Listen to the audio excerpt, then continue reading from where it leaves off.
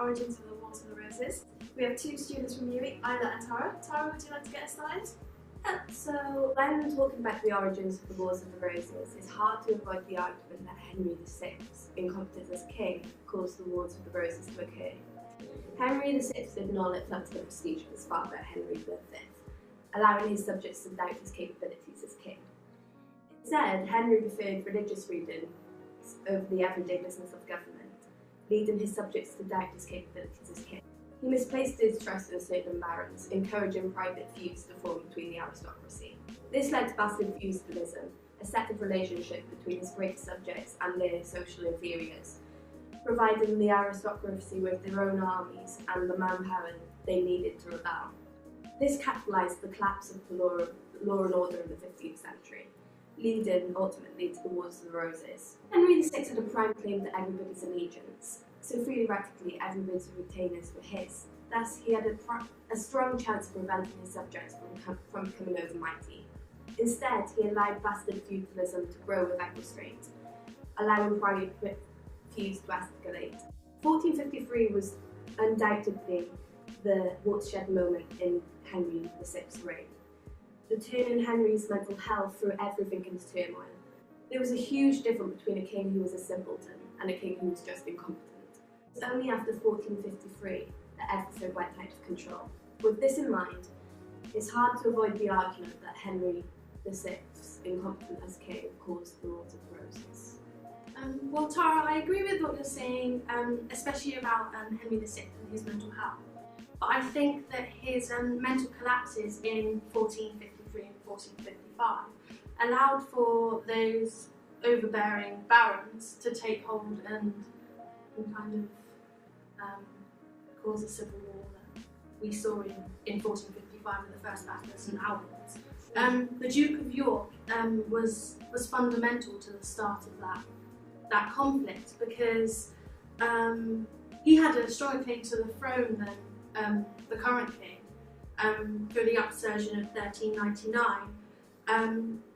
He was actually supposed to have succeeded, and he didn't. The Lancastrians took hold in 1939, and you can understand why Henry was very conscious of having York in amongst his barons and his administrators, which it can be argued is why he favoured Somerset and Edmund, the Duke of Beaufort. And Margaret of Anjou, his wife, is very well known to have preferred the Duke. So yeah, it has been shown that Henry VI and his advisors had been sensitive towards the dynastic position and he had no heir to the throne. One example of this can be seen in 1449 when Edmund Beaufort, the second Duke of Somerset, was appointed Lieutenant Governor of Normandy, replacing Richard, Duke of York. In December 1444, York had been granted a major appanage in eastern Normandy, and the fact that Henry VI replaced him escalated private feuds between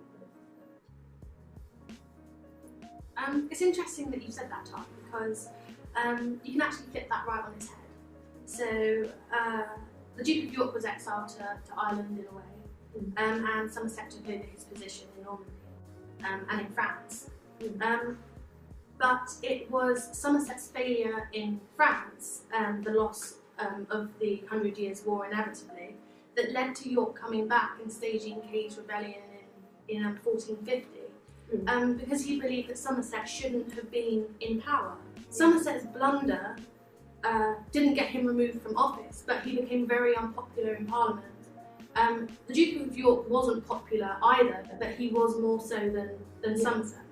So I think that the fact that King Henry VI had an appearance towards warfare, the fact that he had to have his barons go over to France and Ireland, that just shows that he was weak as a king and wasn't able to take part in that himself.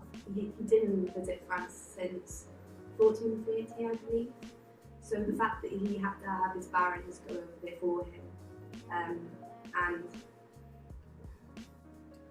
I think you can kind of argue against that by saying that Henry wasn't actually there for most of his reign. he had 2 mental incapacities, Yeah. and his wife ruled in his place. So if you were going to make the argument that it was an undermighty king, you then have to make the argument that the Queen also was undermighty in that sense, and it's been argued that she wasn't. She's been described as a she-wolf of the medieval period, and I don't think the two and two go together quite so well. Yeah, it's true. Margaret wasn't a weak queen, but she did have a preference towards Somerset, and this did escalate feuds between the two houses. So the royal family did have a big part in that feud.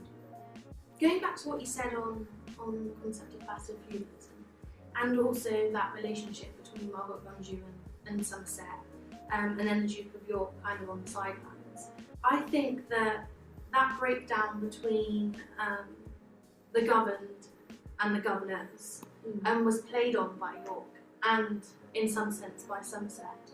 And I think without them pushing their boundaries and pushing the king almost to one side, there probably wouldn't have been a war of the Roses in the first place. Yeah. Well, I think that if Henry VI hadn't been such a peacemaker and always wanted to be peaceful and not take part in any sort of violence, I think this allowed his subjects to do whatever they wanted to do. It allowed them to, gain their own armies, gain the manpower they needed to rebel, and I think that had a big part in the direct impact of the Wars of the Roses. And I also think that it allowed his subjects to increasingly doubt his position to the throne, and this also had a direct impact on the Wars of the Roses. Do you not think that contest for the position of the throne originated with the usurpation of 1339, when Henry the Fourth usurped the throne from his cousin Richard, and that created that rivalry between the two houses of Lancaster and then of York, who was descendant from the king at the time? Well, I think you've just answered my question for me, actually. I think that just says that an undermighty king actually caused the Wars of the Roses to occur.